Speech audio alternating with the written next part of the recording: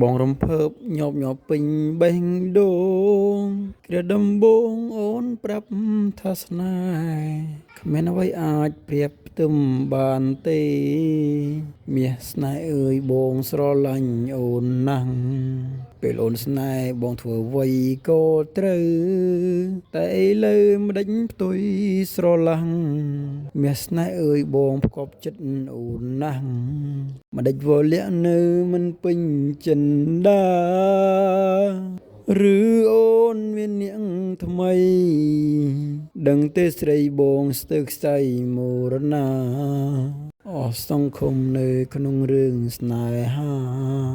ព្រោះជីវ៉ាលែងត្រូវការបងហើយ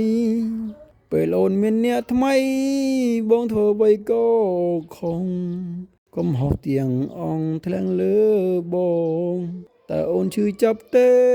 បើសិនអូនជីបងតែសំប្រាប់ស្នេហ៍ស្នងបងឈឺពេលអូនមានអ្នកថ្មី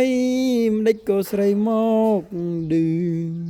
ស្រែកលឺថាបងនាងខុង